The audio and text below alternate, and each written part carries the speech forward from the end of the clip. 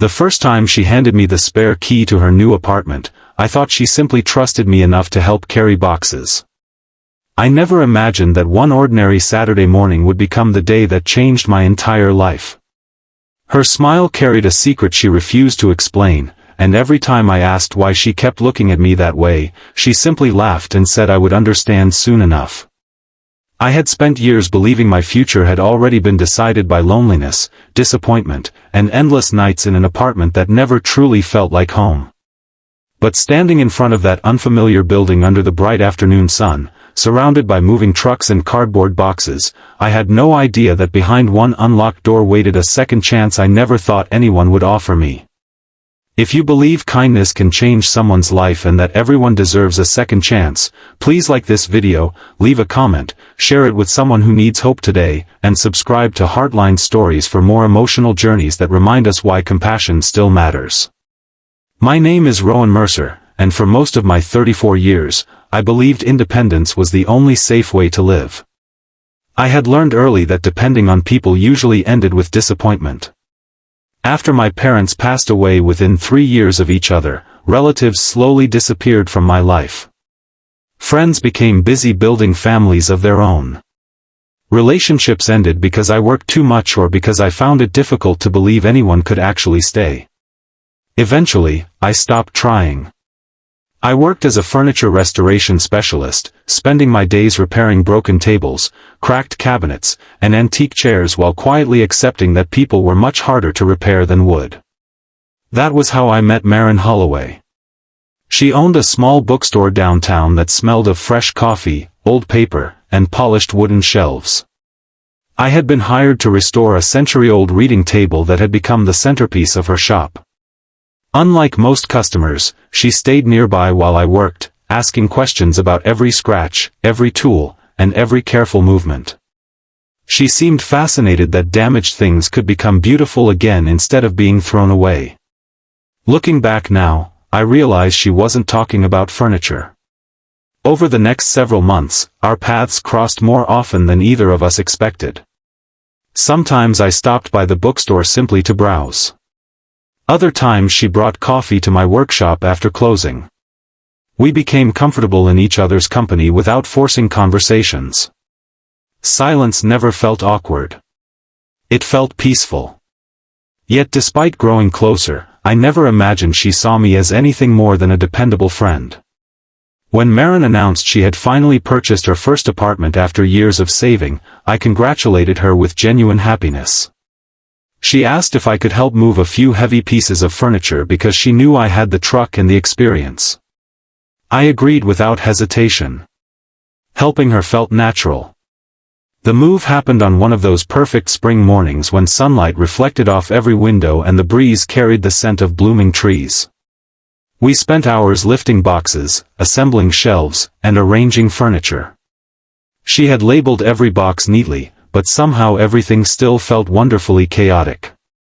By late afternoon, sweat covered both of us, and exhaustion settled into every muscle.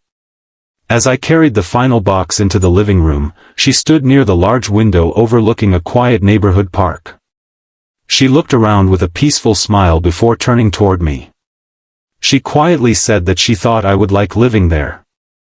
At first, I laughed because I assumed she was joking. I asked whether she planned to rent out the spare room someday.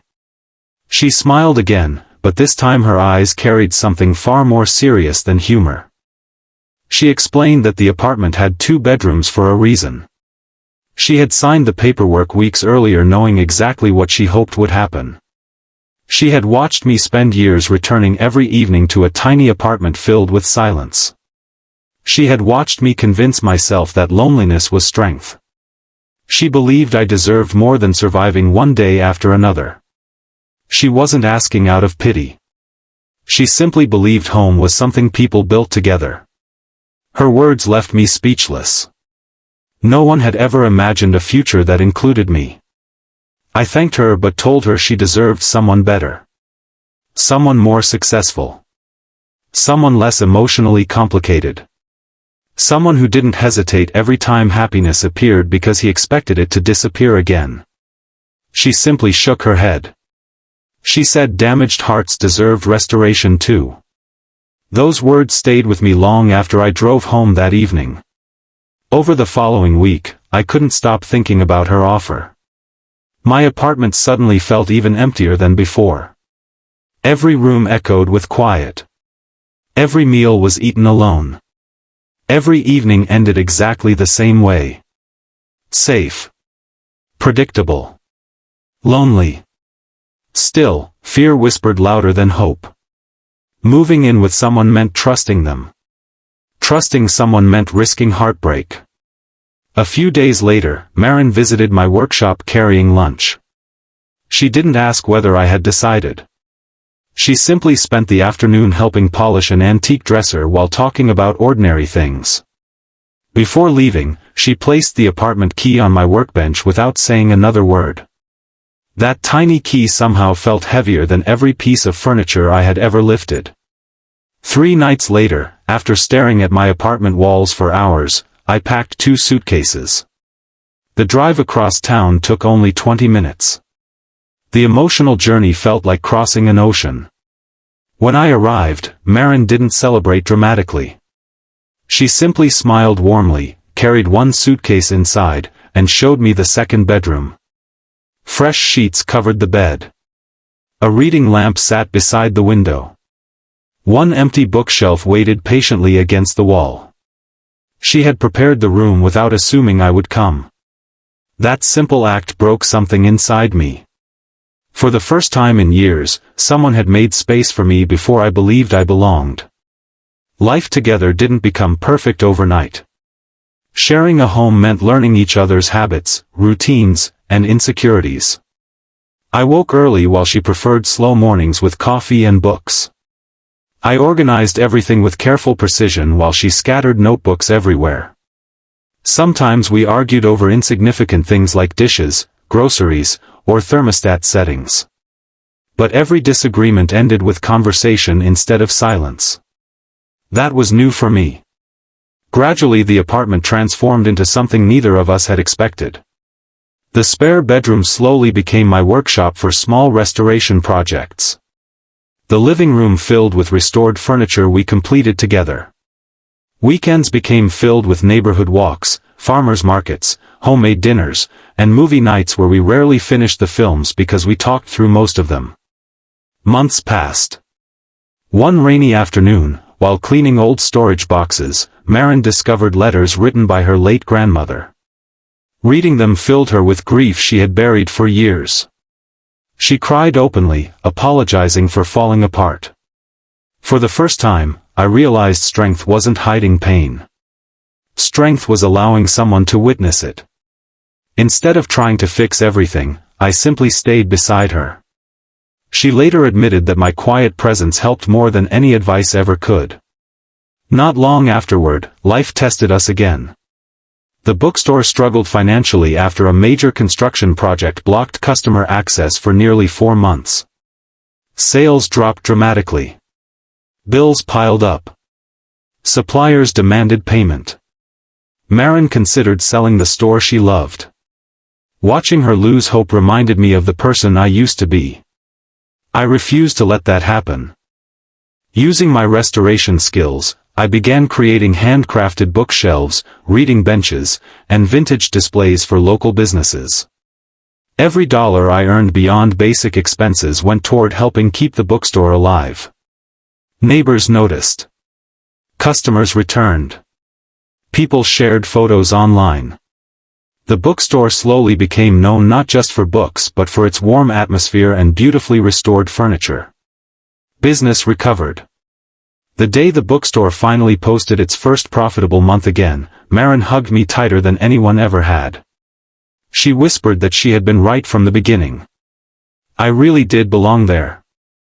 A year after moving in, we hosted a neighborhood dinner in our apartment. The dining table I had restored for her bookstore now stood in the center of our home instead. Around it sat teachers, nurses, mechanics, artists, retirees, students, and children laughing together. Looking around the room, I suddenly understood something that had escaped me for decades. Home isn't measured by square footage. It's measured by the people who choose to stay. Late that evening, after everyone left, we stood on the balcony overlooking the park where children had spent the day playing beneath golden evening light. Maren reached into her pocket and handed me something small. It was the spare apartment key. The same one she had placed on my workbench months earlier. Only now it had been engraved with one simple word. Home. I realized then that the apartment had never been the real gift. The invitation had been. She hadn't rescued me. She had simply believed I deserved to stop rescuing myself alone. That belief changed everything. Over the following years, life continued bringing challenges because real life always does. We faced illnesses, unexpected expenses, stressful workdays, and moments when exhaustion made patience difficult. Yet every hardship felt different because neither of us carried it alone anymore. Sometimes love isn't fireworks. Sometimes love is someone making coffee before you wake up. Sometimes it's remembering your difficult anniversaries without mentioning them. Sometimes it's waiting with dinner because they know you had a long day. Sometimes it's saying, without needing many words, that you're not facing tomorrow by yourself. One afternoon I visited my old apartment building to help another tenant restore an antique cabinet. Standing inside the empty hallway where I had once walked every evening, I barely recognized the man I used to be. He had believed isolation protected him. He never realized it was slowly stealing his future. As I drove back to the apartment I now shared with Maren, sunlight poured through the windshield, warming my hands on the steering wheel. For the first time in decades, I wasn't driving toward an empty room. I was driving home.